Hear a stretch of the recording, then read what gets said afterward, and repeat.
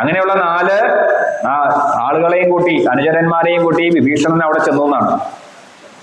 അവിടെ ചെന്ന സമയത്തെ കുറിച്ച് വാൽമീകി എഴുതി, അസ്മിൻ മുഹൂർത്തം ന ഭവേത്വം ത്വദ്ദിക് കുലവാംസന ഇത്യുക്ത പുരുഷം വാക്യം ശ്യായവാദി വിഭീഷണ അന്തരീക്ഷഗതാ ശ്രീമാൻ ഭ്രാതദൈവ രാക്ഷസാധിപം.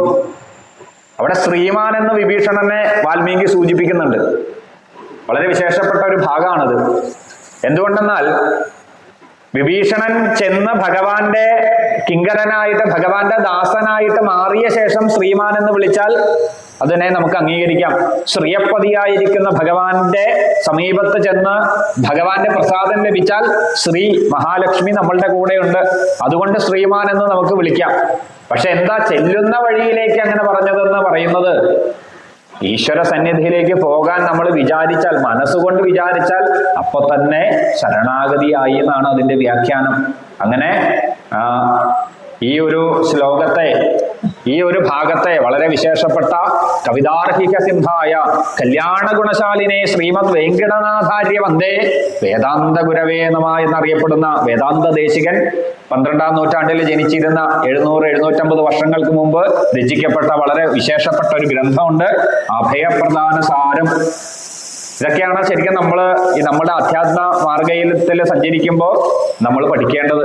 അതിന് അവിടെ വ്യക്തമായിട്ട് പറയുന്നു എന്താണ് ആ ശരണാഗതി.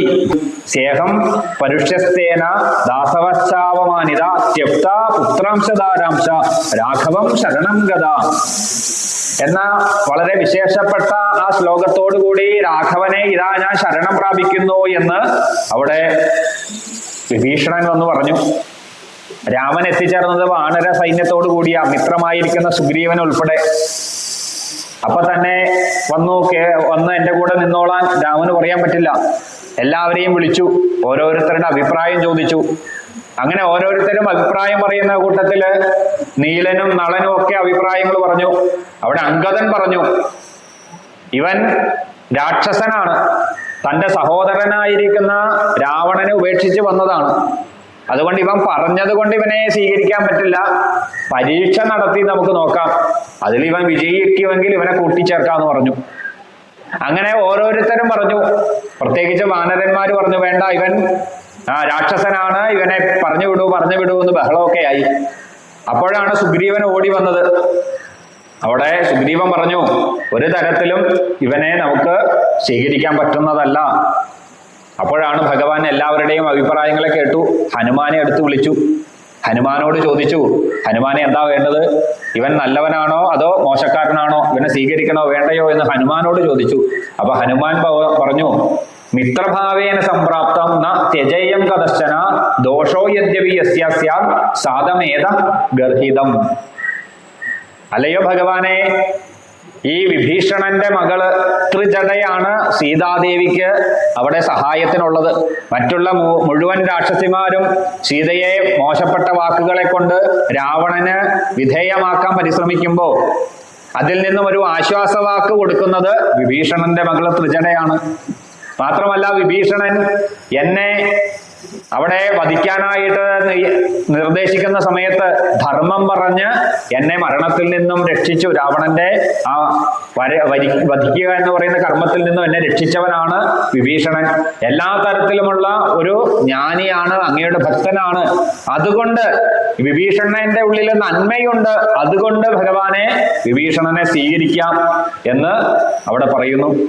അപ്പോഴാണ് ഭഗവാൻ പറഞ്ഞ വളരെ വിശേഷപ്പെട്ട ഒരു വാക്കുണ്ട്, മിത്രഭാവേന സംപ്രാപ്തം ന ത്യജേയം കദശ്ചന ദോഷോ യദ്യപി തസ്യ സ്യാത് സദാമേത ഗർഹിതം.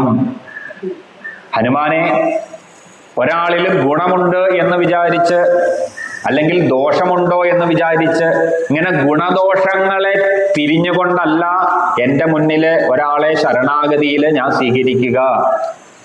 അവിടെ വളരെ വിശേഷപ്പെട്ട നാരായണ ഉപനിഷത്തിലെ ഒരു വാക്യമുണ്ട്, ഹൃദം സത്യം പരബ്രഹ്മം പുരുഷം കൃഷ്ണപിംഗളം ഊർധരേതം വിരൂപാക്ഷം വിശ്വരൂപായതേ വൈ നമോ നമ. ഹൃദം സത്യം പരബ്രഹ്മം. ഈ പ്രപഞ്ചത്തില് ദോഷവും ഗുണവും കാണുന്നത് നമ്മളാണ്.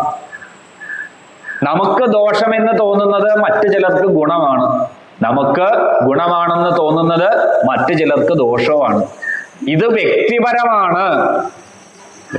ഇവിടെ ഇരിക്കുന്ന 50ഓ 60ഓ അല്ലെങ്കിൽ 100ഓ ആളുകൾക്ക് ഓരോരുത്തരുടെയും വ്യക്തിപരമായ ഗുണദോഷ ചിന്തനയുണ്ട്.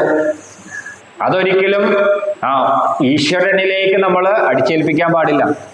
ഭഗവാന്റെ കണ്ണുകളിലൂടെ നോക്കുമ്പോൾ എല്ലാവരും സമരാണ്. ഈ കഥകളൊക്കെ കേൾക്കുമ്പോൾ ചിന്തിച്ചിട്ടുണ്ടോ? ഇപ്പൊ രാമാവതാരത്തിന് മുന്നേ ദുഷ്ടരായിരിക്കുന്ന രാക്ഷസരെ വധിക്കണം എന്ന് ദേവന്മാര് പറഞ്ഞതും നമുക്ക് നല്ല പരിചിതമായ ഒരു കഥ. കൃഷ്ണാവതാരത്തിന് മുമ്പ് ഭൂമി ഗോരൂപം സ്വീകരിച്ച് ഭഗവാന്റെ അടുത്ത് ചെന്ന് പറയുന്നു, ഭഗവാനെ, കലിയുഗ ആരംഭത്തിന് മുമ്പ് ദുഷ്ടരായിരിക്കുന്ന രാജാക്കന്മാരെയൊക്കെ കൊണ്ട് പൊറുതിമുട്ടി അവരെയൊക്കെ വധിച്ചുകൊണ്ട് എൻ്റെ ഭാരം, ഭൂമിയുടെ ഭാരം തീർക്കണേ എന്ന് ഭൂമിദേവി വന്ന് പ്രാർത്ഥിച്ചതൊക്കെ നമ്മൾ കേട്ടിട്ടുണ്ട്. അപ്പൊ നമ്മൾ വേറൊരു കാര്യം കൂടി പറഞ്ഞിട്ടുണ്ട്. എന്താ? എല്ലാം അറിയുന്ന കണ്ണനോട് ഒന്നും പറയേണ്ട കാര്യമില്ല. എല്ലാം അറിയുന്ന ഈശ്വരന് പിന്നെ ഇവിടെ ആ മോശപ്പെട്ട ആളുകളെ ഇല്ലാതാക്കി നല്ല ആളുകളെ മാത്രം വെച്ചാ പോരെ? അല്ലേ? ഇത്ര ബുദ്ധിമുട്ടേണ്ട കാര്യമുണ്ടോ? ഇവിടെ നല്ല ആളുകള്, നല്ല ഭക്തന്മാര്, നല്ല ആളുകളെ മാത്രം സൃഷ്ടിച്ചാ പോരെ?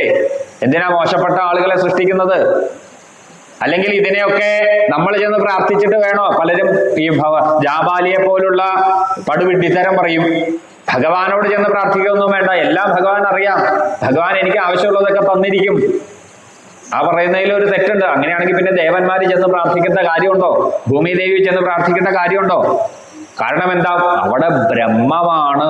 ഇന്നലെ നമ്മളൊരു കഥ പറഞ്ഞപ്പോ പറഞ്ഞു, ഹനുമാനോട് ചോദിക്കുന്നു ഭഗവാൻ, ഹനുമാനെ, അങ്ങ് എന്റെ ആരാണ് എന്ന് ചോദിക്കുന്ന ചോദ്യത്തിന് ഹനുമാൻ പറയും, അങ്ങ് ഈ അയോധ്യാധിപതിയായിരിക്കുന്ന രാജാവായിരിക്കുന്ന സൂര്യവംശത്തിലെ തിലകമായിരിക്കുന്ന രാമനായിട്ടാണ് ഈ ശരീരത്തിൽ ഇരുന്നാ ചോദിച്ചതെങ്കിൽ അങ്ങയുടെ ദാസനാണ് ഈ ഹനുമാൻ. ഇനി ശരീരമല്ല, അങ്ങ് ആത്മാവായിട്ടാണ് ചോദിച്ചതെങ്കിൽ, പരമാത്മാവായിട്ടാണ് ചോദിച്ചതെങ്കിൽ, ഭഗവാനെ, അതിന് എനിക്ക് ഉത്തരവുണ്ട്, ഞാൻ ആ പരമാത്മാവിന്റെ പ്രതിബിംബമായ ജീവാത്മാവാണെന്ന്. ഇനി അതല്ല, അങ്ങ് പരബ്രഹ്മമായിരിക്കുന്ന ബ്രഹ്മം എന്ന് പറയുന്ന ആ അവസ്ഥയിലാണ് ചോദ്യം ചോദിച്ചതെങ്കിൽ, അല്ലയോ ഭഗവാനെ, അങ്ങും ഞാനും തമ്മിൽ യാതൊരു വ്യത്യാസമില്ല, ബ്രഹ്മം തന്നെ. എന്താ അത് പറഞ്ഞതിന്റെ അർത്ഥം?